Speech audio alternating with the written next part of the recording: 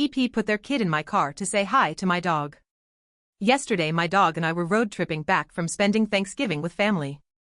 A few hours and we stopped to stretch legs and get some water, pulled into a rest stop. Plenty of parking, not very busy. After I let him out to stretch, he was sitting in the back with the windows open while I pulled up directions in the driver's seat. For context, it's an SUV with a 3-seater bench in the back. My dog was sitting directly in the middle, didn't have his head out of the window. All of a sudden I see a toddler being lifted into and through the open back window by their parent to pet my dog. The child's body was 50% into my vehicle's open window. This wasn't a hand next to the window to get him to come sniff it. The EP is laughing, as is the other EP holding a younger baby standing next the parent that's currently trapezing their toddler into my car. They did not ask or say anything, they just laughed and stuck their toddler into my open window. I was so shocked that I audibly gasped and just turned around and gave them a confused/annoyed look. It took at least 5 solid seconds for them to acknowledge my reaction and pull their kid out through the window, never apologized, just walked away while still laughing. I have a recognizable, friendly, giant breed dog that kids typically want to pet. Luckily he's already used to having to interact with parents and young kids. This scenario was just so unsafe to me though. These parents have no idea if my huge dog is friendly and put their kid in an extremely unsafe situation. Let alone the rudeness of just entering someone else's vehicle. In what remote world was this okay to do?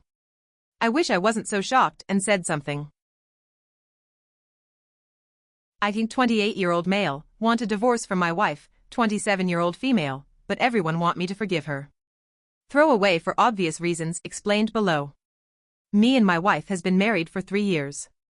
First let me say my wife is not struggling with any issues that I am aware of and we have known each other since grade school. We literally know everything about each other and families. About 2 months ago, I came home and found my wife and 6-month-old daughter on the couch. My wife was asleep and my daughter next to her. The moment I went in to greet them I smelled my daughter immediately. She needed a diaper change. I didn't know how long it has been since her last diaper change. I took my daughter from the couch to go and change her diaper.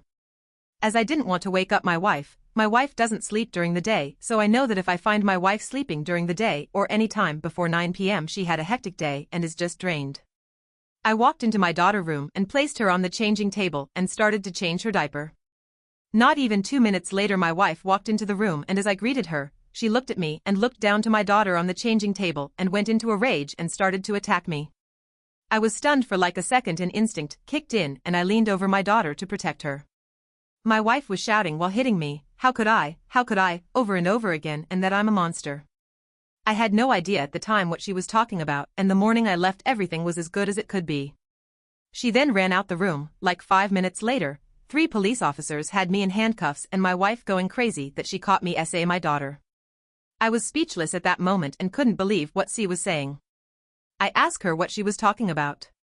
All she kept saying is that she saw me dying it. I was arrested and released the next day when the police had a look at the camera footage in my daughter's room, clearly seeing that I was just busy changing her diaper and nothing happened. There is not evidence that to support my wife's claims ABD she attacked me without provocation. I want a divorce as I can't believe she would even think that I would do something like that.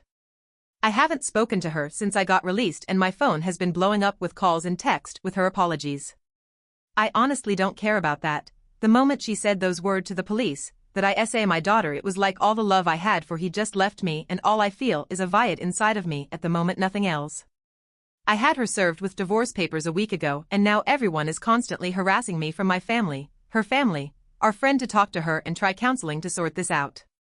She can get counseling if she want, but I will not be involved.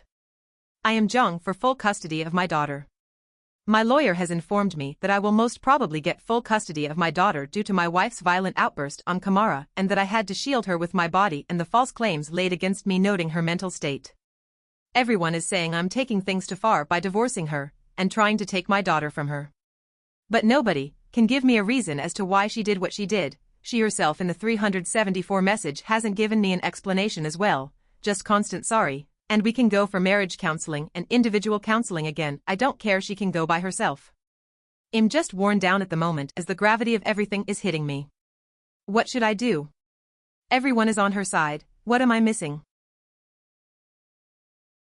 The other day I, 25-year-old male, was delivering fuel to a gas station. This station was set up where the tank access lids are right by the parking spots. For me to be in a position to dump fuel, I need to block all of the parking spots in front of the building. There's usually a car or two in the way, and I can usually patiently wait until I'm clear to pull in. If it's a busy time of day, I put cones up as cars leave to prevent anyone else from pulling in until I've moved into position. But this time, a lady in a Tesla absolutely couldn't handle parking 50 feet away and had to move my cone to park right in front of the door. I hopped out my truck and went inside to ask her to move so I could deliver the gas, and she told me, "Get bent, you can wait until I'm done here." So I pulled my truck in behind her with about 2 inches to spare between my truck axles and her bumper. I set my brakes and began hooking up hoses to unload. Since I couldn't park in the ideal position, my large 3-inch hose was too short to reach the hole, so I used my 2 hose, which is longer but does limit flow rate by about 33%. No sooner than 5 seconds after I've opened my valve to start the fuel delivery, she comes out screaming that she's in a hurry and I need to move my truck before she calls the cops for harassment. I told her, "Get bent, you can wait until I'm done here." She asked me how long it would take. I informed her that normally it would be about 45 minutes, but because I had to use my smaller hose, I figured about an hour and 15 minutes. She stormed off and got in her car and called the cops. About 10 minutes later, 2 officers arrive and ask what the problem is. She wants me arrested for harassment. Gas station employee sides with me, saying the woman was rude and belligerent and I'm just here to do my job. The cops tell her she's just going to have to wait, and they leave. I took my sweet time unloading and doing my paperwork. All total, she waited an hour and a half before I moved my truck when I left. As I was waiting to pull out of the parking lot, she zoomed around me and pulled out into the street, directly into the path of oncoming traffic. She was T-boned by a lifted pickup with heavy-duty cattle guard bumper. Her Tesla was totaled, the pickup was completely unscathed. She was not injured, but I almost had an asthma attack from laughing so hard, faced with tears of joy. I'm currently benefiting from some petty revenge. Basically, the management company for my apartment complex passed over the woman who'd been here for 25 years for a new guy who doesn't know his ass from his elbow. One of those Neanderthal types with vacant eyes and his mouth always hanging slightly open. So this lovely woman now decides that her precious mission to save the company money is fruitless and will never gain her praise or compensation like she'd hoped. So, suddenly, when I made my 4th complaint about my dishwasher, she just ordered me a new one. A/C unit not working well? Let's get you a brand new, more efficient one. One button on your microwave stopped working? Here's a new one. It's great, and I bet they're regretting it now, lol. My 36-year-old female husband Ian, 44-year-old male, is close friends with a woman named Jenna.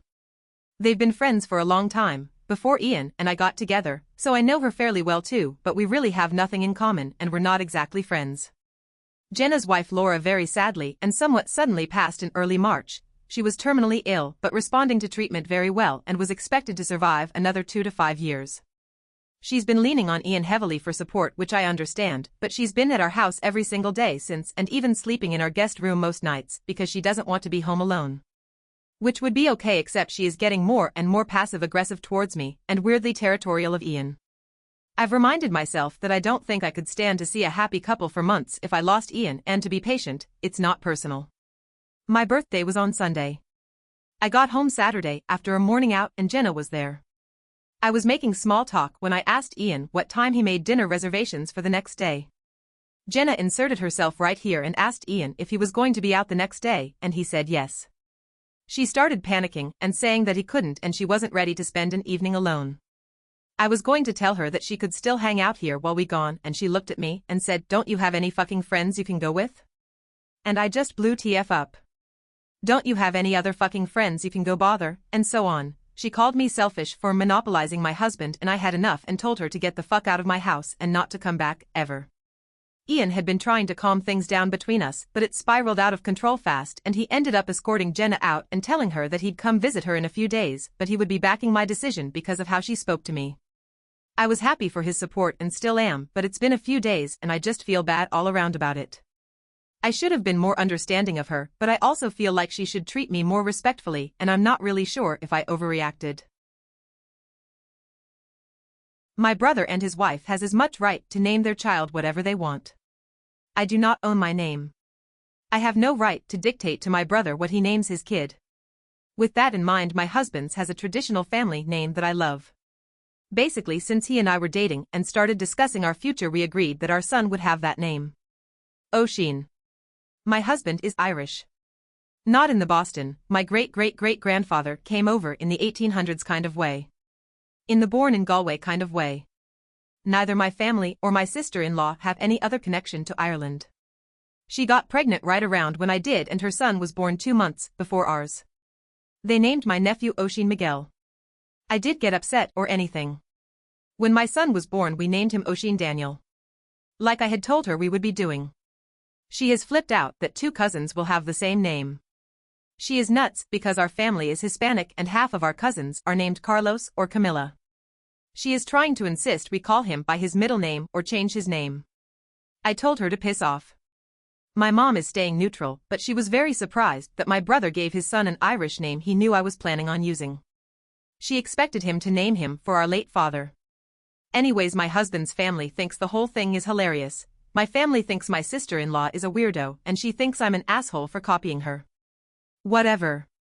I'm posting here and sending her the link so she can see outside of